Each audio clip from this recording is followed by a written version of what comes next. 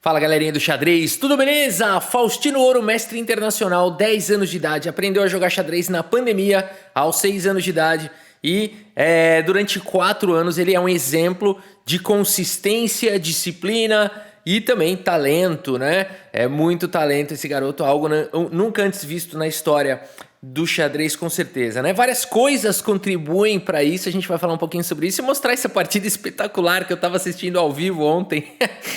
Uma partida aqui de blitz, 3 minutos para cada um, e é simplesmente surreal a velocidade de cálculo que já tá o Faustino Ouro. E olha, ele tem muito ainda pela frente, né? A gente tá diante de algo muito, muito, muito especial. Para vocês terem uma ideia do que eu tô falando, eu trouxe aqui esse gráfico que vou aumentar aqui um pouquinho, ó, que mostra a história do Faust aqui no chess.com. Olha esse gráfico, que coisa incrível, né? Ele começou com 900 de rating.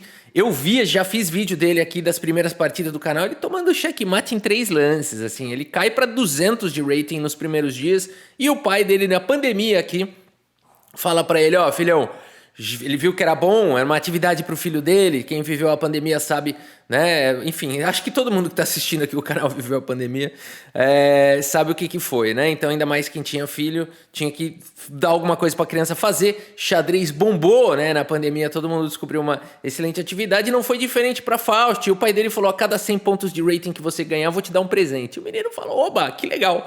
E botou como meta isso.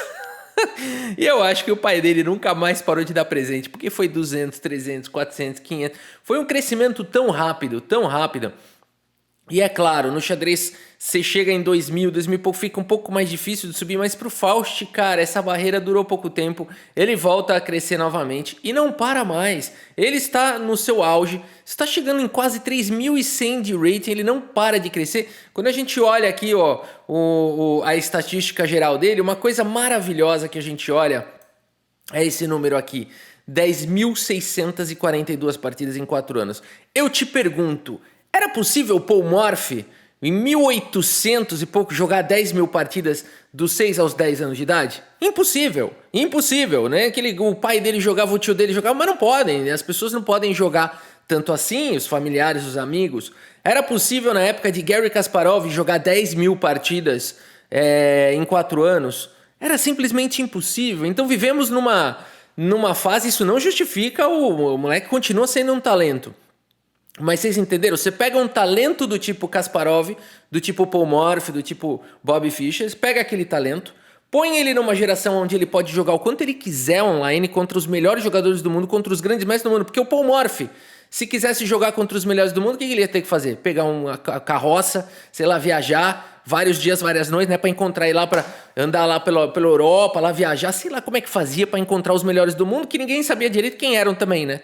Então era um negócio assim. Agora, no Garry Kasparov, cara, você tem que ficar viajando ou tem que se juntar, não era assim que eles faziam? O pessoal da Rússia se juntava, ficava jogando entre eles lá, né? Era Korchnoi, Karpov, Kasparov, aquela turma toda lá, né?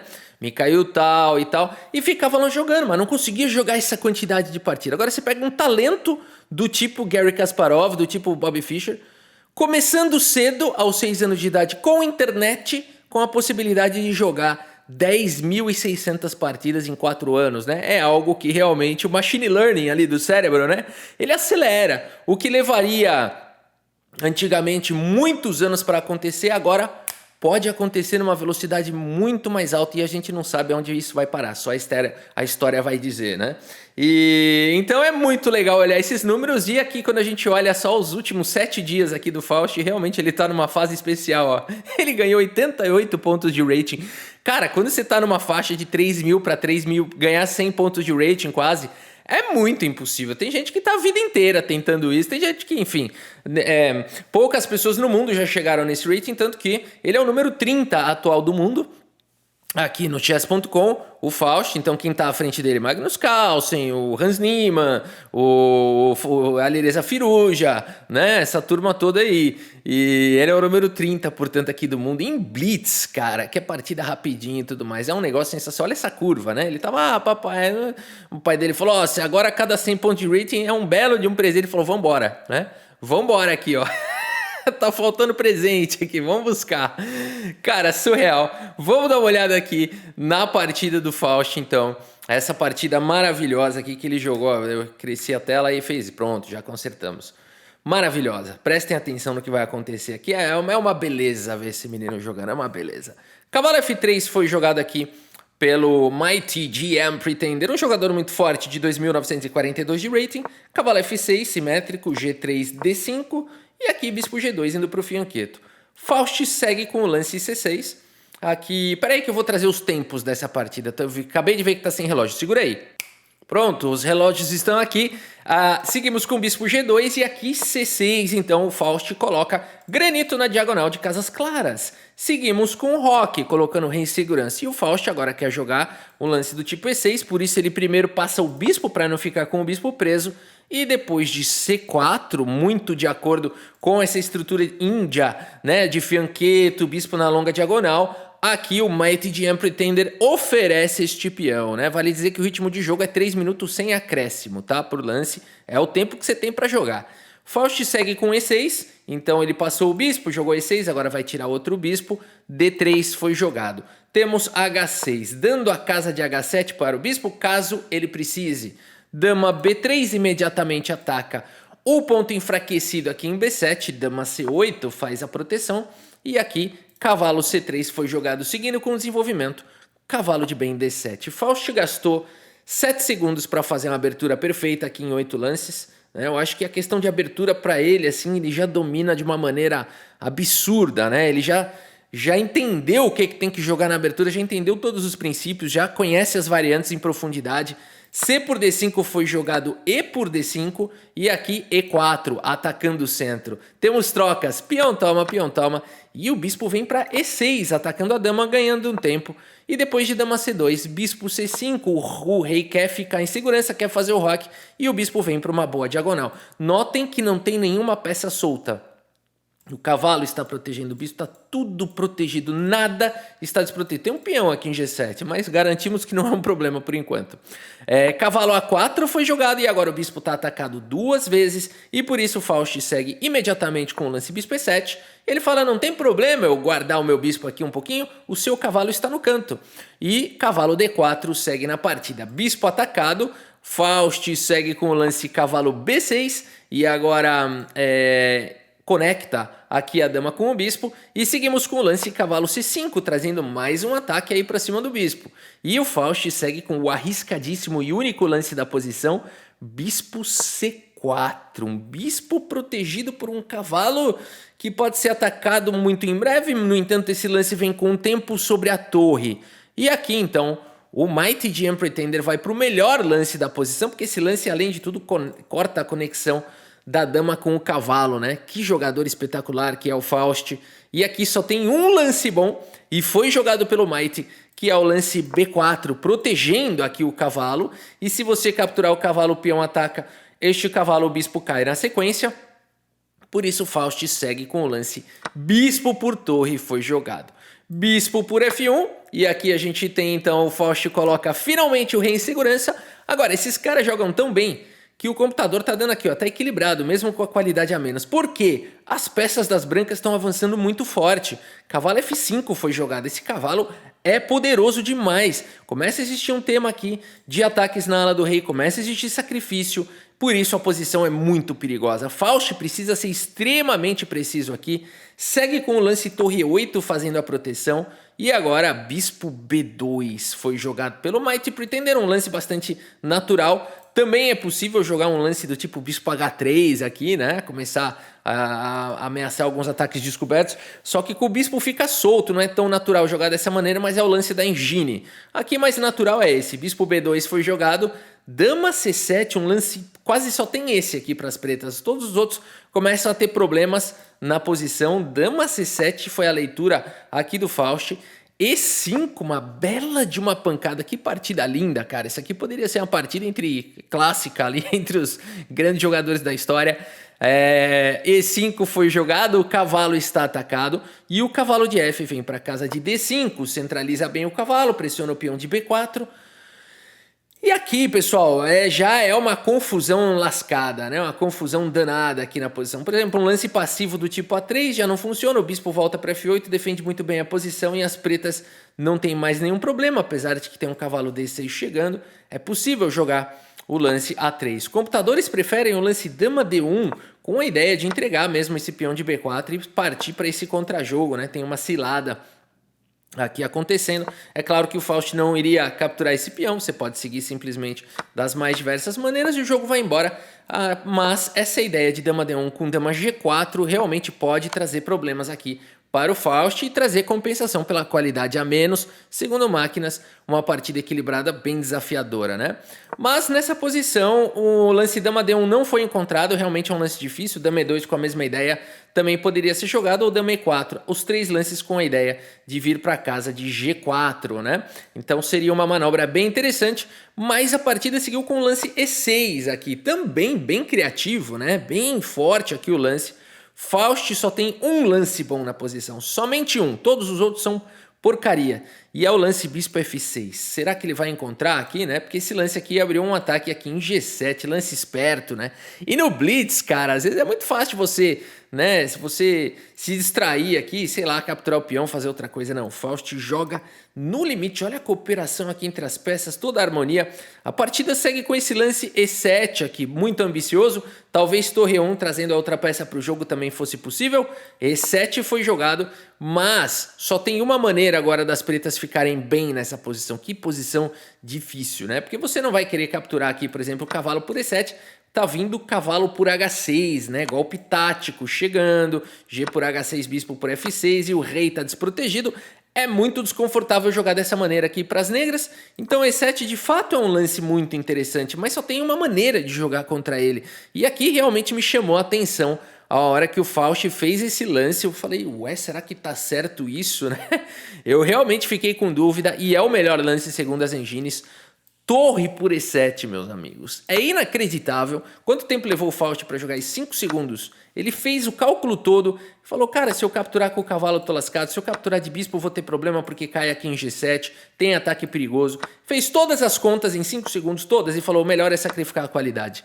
Torre por E7 jogado pelo Faust. Vocês vão ver daqui a pouco ainda. Isso aqui é impressionante, essa partida. Isso aqui é só o começo.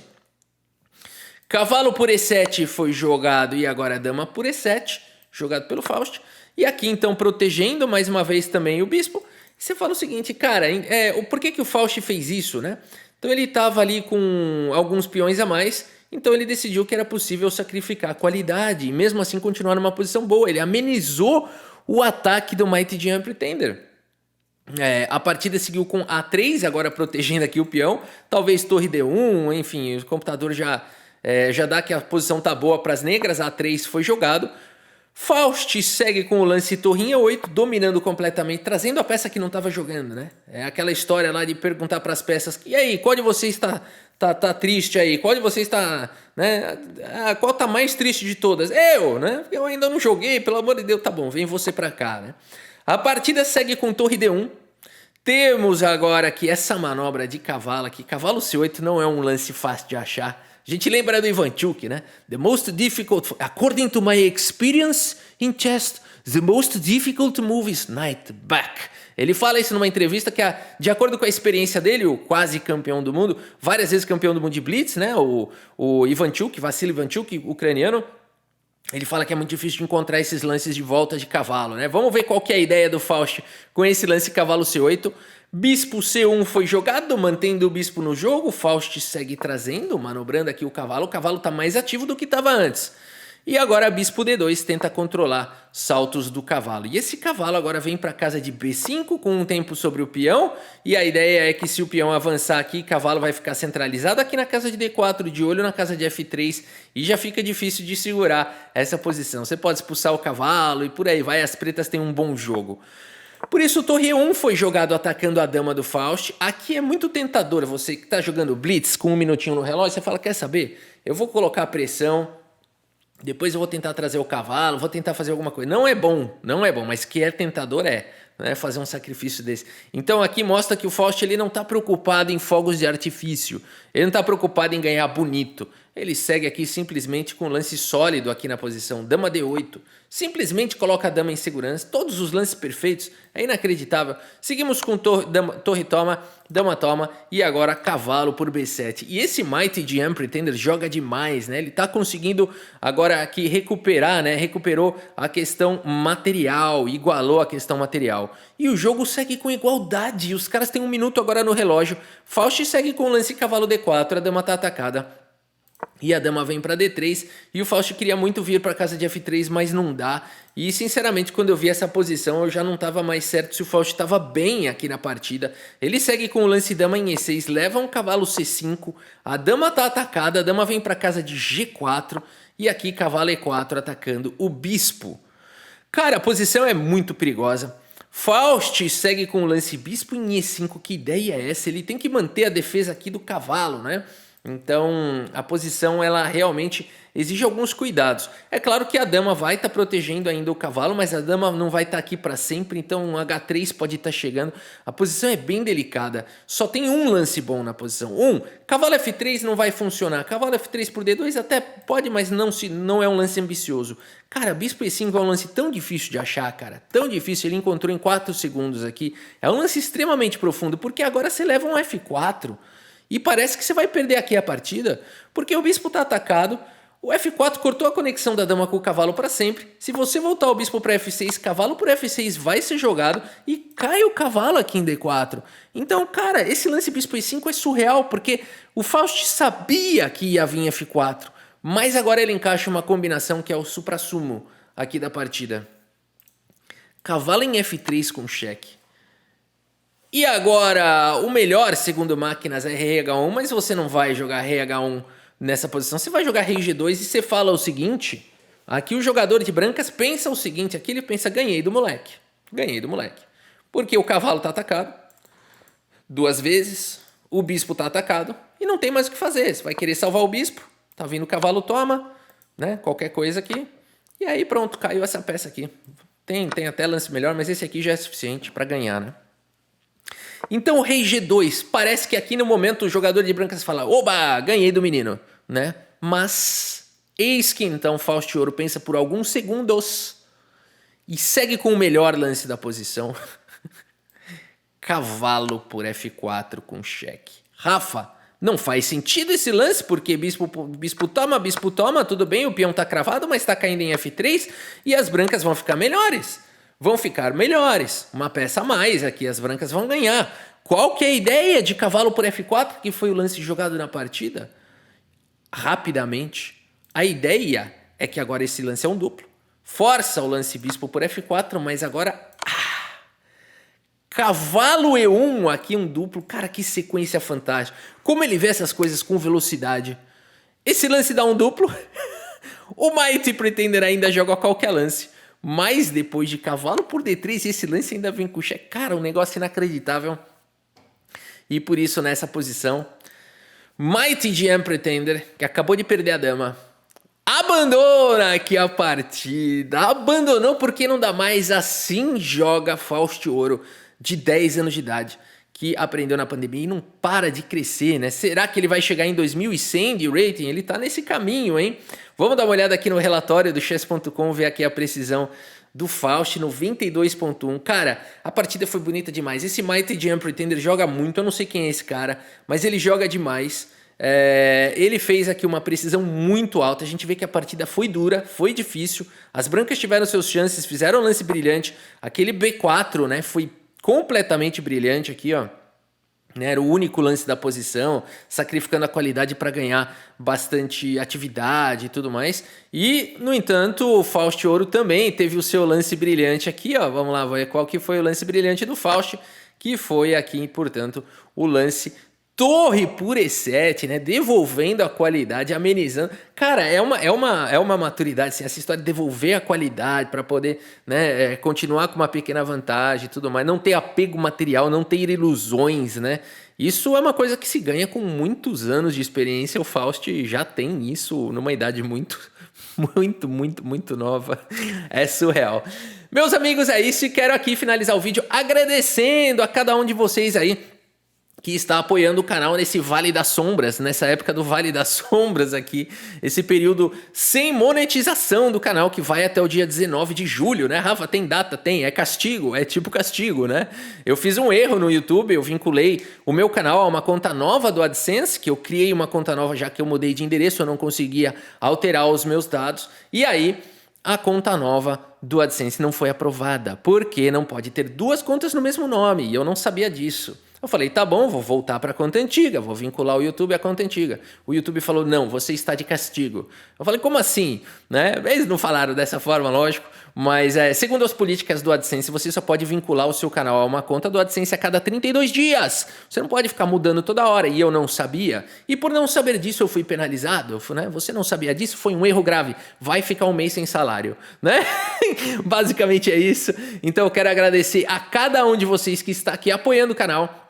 Na descrição do vídeo tem as diversas formas que você pode fazer para apoiar o canal e tá ajudando demais, tá bom? Muito obrigado de coração e como sempre agradecer aqui aos apoiadores do dia, do Wesley Lima, muito obrigado, Gustavo Feitosa, mais uma vez, muito obrigado, Jonatas Silva, o Emerson David, Adriano Zumbano, Otto Pereira, o Marcos Cerqueira, Wesley Ferreira da Silva, muito obrigado, Ricardo Wagner, muito obrigado pelo apoio, Jaime Júnior também, muito obrigado a cada um de vocês aí pelas contribuições, tá bom? É isso, espero que vocês tenham gostado aqui desse vídeo, muito obrigado pela sua audiência, um grande abraço para todos vocês e até a próxima, valeu!